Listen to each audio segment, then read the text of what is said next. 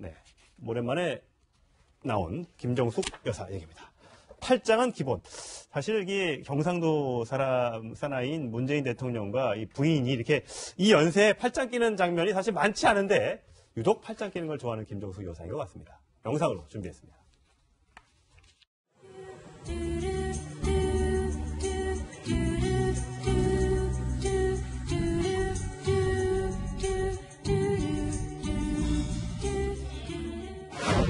나한테 한번 물어보고 싶은 거 있으면 물어봐요. 이름이 뭐야? 내가 누군지는 아나 이름이 김정숙인데 누구게 내가 대통령인 것으로 알고 있어요.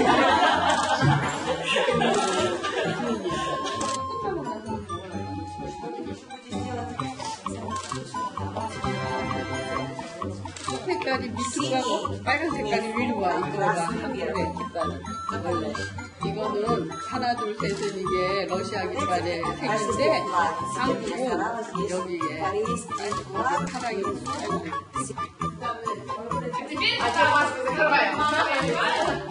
내가 들고 건강하게 잘들 있어요. 맞아요. 반가웠어요. 한국에 가서 많이 기억할게요.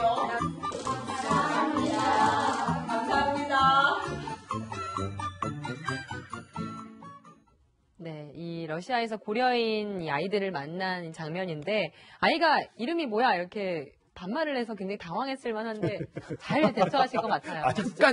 잠깐 3초간의 어색함이 있었어요. 왜냐면 당황하셨을 거 아니에요. 반말을 하네. 네. 근데 생각을 해보면요. 저희 고려인들이 아니지 않습니까? 한글을 네. 처음 배우는 사람들이에요. 몰라요. 근데 외국인들이 한글 배울 때 제일 어려운 게 이제 존칭이잖아요. 예, 네. 그렇죠. 그러니까 이름이 뭡니까? 어떻게 하겠어요? 이름이 뭐야?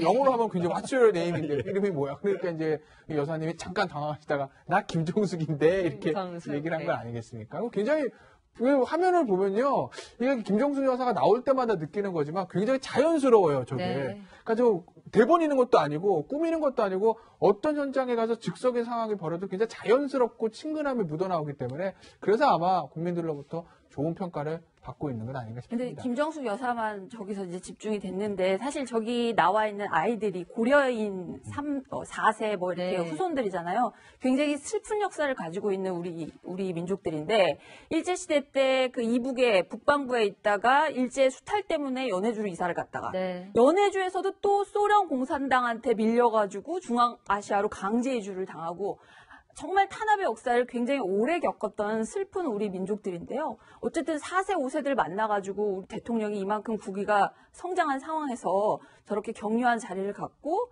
앞으로 뭔가 좀 더 관심을 보이겠다 이렇게 지속적으로 약속을 하는 것은 굉장히 의미 있는 행보였다고 생각합니다. 저기 그 우스리스크라는 곳에 있거든요. 고려인 문화센터가. 예. 제가 한 2달쯤 전에 저기를 갔다 왔는데 저게 원래 이제 참여정부 시절에 저 문화센터를 많이 만들었어요. 그래서 감 입구에 이제 후원했던 사람들 이름이 쭉 붙어 있는데 현직 뭐 국회의원들 이름들도 많이 있고 그렇더라고요. 전체적인 이제 고려인들의 어떤 역사를 잘 보여주는 역사관이고 아까 이제 김정숙 차장 얘기한 대로 굉장히 우리 고려인들이 거기에서 소련에 의해서 강제로 중앙아시아로 이주됐다가 다시 또 저쪽을 진흥시키기 위해서 또 일부 이주하고 이런 식으로 이제 그런 역사들이 쭉 나와 있는 곳인데 굉장히 가서 읽다 보면은 어떤 우리 민족의 소름이랄까? 과거에 이런 것들을 많이 생각하게 하는 그런 자리여서 아마 격려했기 때문에 저분들로서도 대통령 부인이 저기에 와서 저런 같이 민요를 부르고 저런 행사를 가졌다라는 것들이 굉장히 좀 힘이 되지 않을까 싶습니다. 김종숙 여사 저기 섞여 있으니까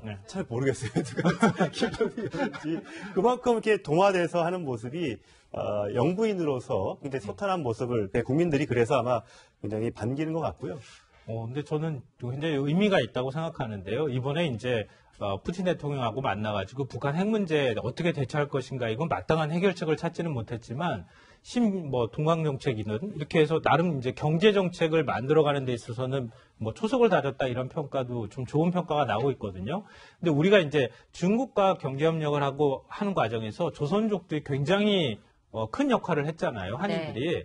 근데 지금 우리가 이제 중앙아시아로 진출하거나 이러는 데 있어서는 사실 고려인들이 굉장히 중요한 역할을 나중에는 할 수가 있을 것 같아요. 그러니까 기본적인 한국말들도 어느 정도 할 수 있는 분들이 상당히 많이 있고 그렇기 때문에 지금 중앙아시아 쪽으로 우리가 이제 대륙으로 진출한다고 하는 굉장히 큰 의미도 있고 경제협력이 좀 더 활성화될 경우에는 고려인들하고 같이 뭔가를 함께 할 수 있는 여지가 굉장히 많기 때문에 이번에 문화센터를 방문한 것은 그런 차원에 대한 일종의 이제 포석을 까는 측면도 있다고 생각합니다. 네, 뭐 모든 영부인들이 다 저런 모습을 보이는 건 아닙니다만 최근에 미국 트럼프 대통령의 부인과 많이 비교가 되면서 더 화제가 되고 있는 김정숙 여사의 모습이었습니다. 자, 문재인 대통령 시계 얘기를 잠깐 좀 해볼 텐데 문재인 대통령 시계 이게 굉장히 품귀 현상을 빚으면서 갖고 싶은 사람은 많은데 수요 공급이 무너지면서 이게 중고 매장에까지 나왔다고 합니다. 어쨌든 문재인 대통령 시계와 관련해서 한번 언급한 적이 있습니다. 들어보시겠습니다. 시계 주세요.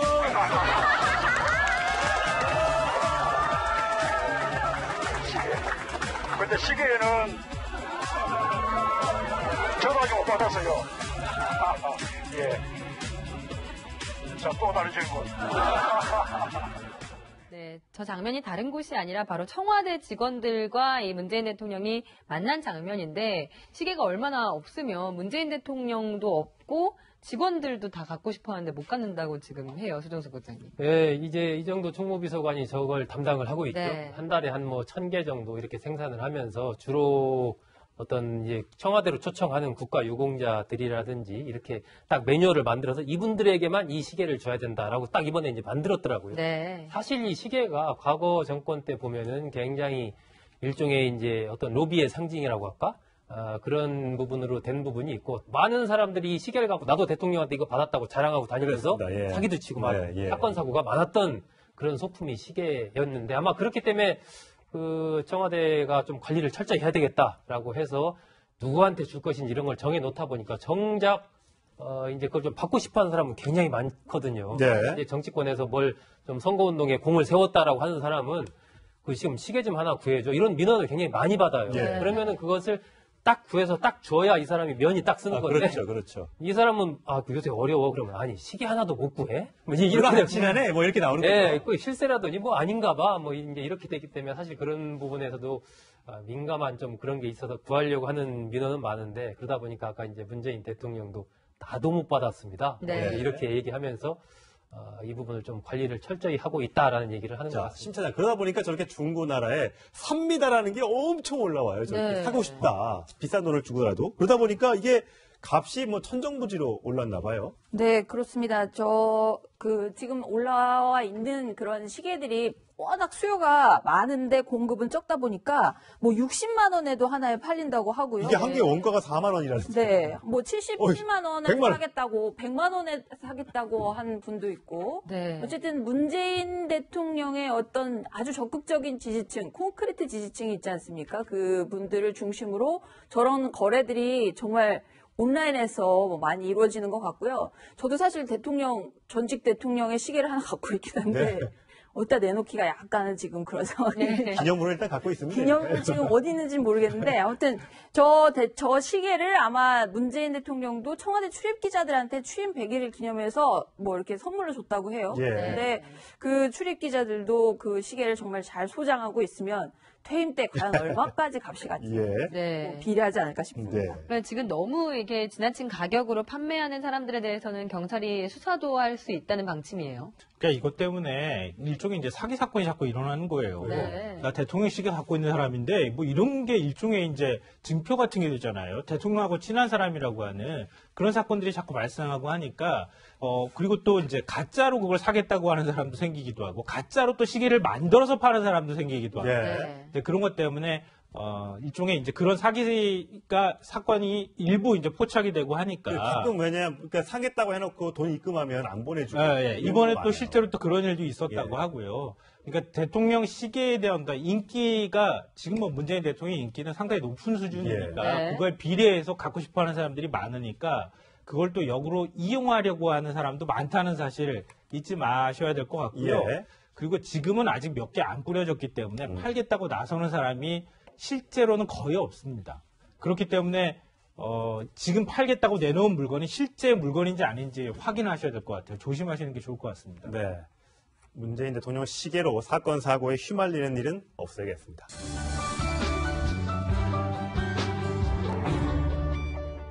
어맹란시를 준비했는데 왜 갑자기 어맹란시의 흑백 사진이 나왔을까? 이유가 있습니다.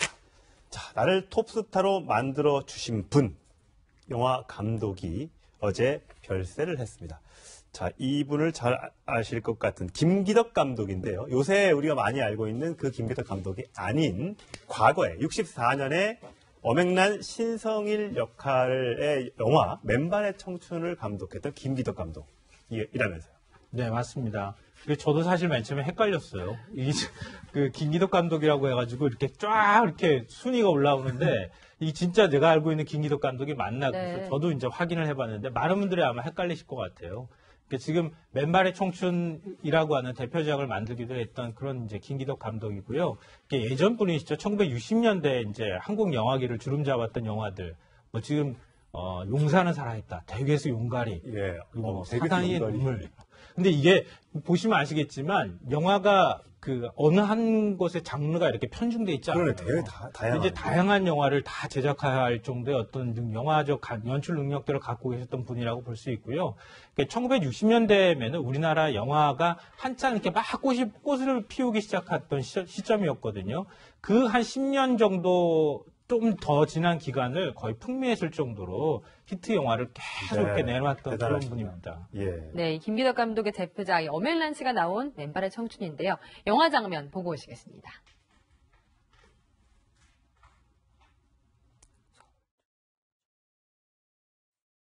나한텐 당신 하나 먹여 살릴 만한 힘도 없고 재주도 없어. 투수 씨, 진정이세요. 진심을 말씀해 주세요. 여완난 아빠가 계신 곳으로 가는 거야. 제 마음은 이미 정해져 있어요. 죽지 않겠어요. 아니에요. 죽을 수 없어요. 투수 씨하고 같이 있는 한 어떤 일이 있어도 죽을 수 없어요.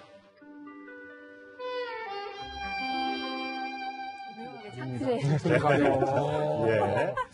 네, 저 당시에는 부부가 아니었는데 이 영화를 통해서 만난 건가요, 조정석 국장님? 그렇죠. 저 영화에서 이제 신성일, 어명란 두 스타가 이제 탄생을 하면서 그것이 네. 결국 실제 부부로까지 연결이 되는데 그 당시에 저 영화가 굉장히 히트했어요. 지금은 뭐 1000만 영화 우리가 이야기를 하지만 그 당시에 한 23만 명 예. 관객을 동원했고 그 당시로 보면 엄청난 숫자를 동원을 한 겁니다. 그래서 아카데미 극장이라고 지금 이제 여기 서울시 의회 건물 예, 예. 코리아나 호텔에 있는 그 옆에 아카데미 극장이 있었거든요. 예. 그래서 그 표를 사람들이 들어가려고 저 덕수궁 정문, 지금 대한문 정문에서부터 거기까지 줄 서서 이제 표를 예, 끊을 정도로 예. 그렇게 굉장히 많은 국민들이 그 당시에 이제 관람을 했던 아주 대히트를 쳤던 영화 맨발의 청춘. 저걸 통해서 이제 두 사람이 본격적으로 사귀게 되고 결국 예. 결혼으로까지 이어지게 됐죠. 내용은 많은 분들이 아시겠지만 저기 신성일 씨가 깡패 역할로 나오고 어맹란 씨는 외교관의 딸로 나오는데 그 신분 차이를 극복하고 이제 사랑을 하는 그런 사이였는데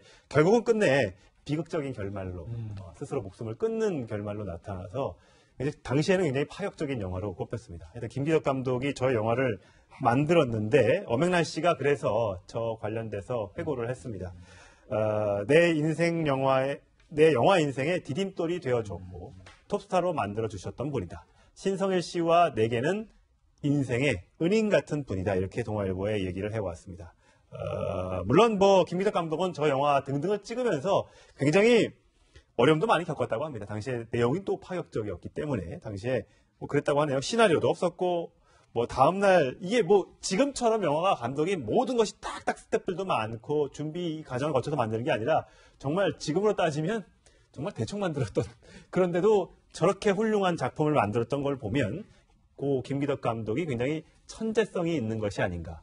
아까 잠시 뭐 보여드렸습니다만 용가리 만화 영화 용가리 옛날에 미국에는 킹콩이 있었고 일본에는 고질라가 있었는데 우리나라는 용가리를 만들었다는 거 아니겠습니까? 아, 그러니까 기술도 하나도 없는데. 그러니까 약간 시대를 앞서간 영화 분 아니겠어요? 왜냐면 그 당시만 해도 기술이라는 게 없잖아요. 우리 다 앞서 영화 보셨지만 다 성우도 다 더빙이고 네. 이제 그런 류인데 지금 보시면 저기 대기에서의 용가리라는 영화. 지금 지금은 보면 좀 할지 모르지만 조악하죠. 조악한데 그래도 저 당시 우리나라 기술 수준을 감안해 봤을 때 저 정도의 어떤 아이디어를 냈다는 것 자체가 사실 네. 대단한 창의성이라는 이런 능력이 대단한 거 아니겠습니까? 네. 그러니까 저런 영화가 이제 바탕이 돼서 오늘날 한국형 블록버스터들도 탄생하는 거 아니겠어요? 그렇습니다. 예. 최초의 야구 영화라고 하는 사나이의 눈물도 이제 김기덕 감독이 만든 거죠. 예. 그러니까 저는 야구 영화도 만들고 또 뭐 1, 2, 4군 부대 5인의 해병 이런 식의 이제 전쟁 영화도 만들고 아까 같은 맨발의 청춘 같은 영화도 만들고 또 용가리처럼 이른바 SF 영화도 만들고 굉장히 뭐 어쨌든 다방면에서 다양한 장르의 영화를 소화하고 그것들을 만들었던 아주 그 60년대, 70년대의 대표적인 감독이라고 볼 수 있습니다. 네, 안타깝지만 삼가 공인의 명복을 빌겠습니다.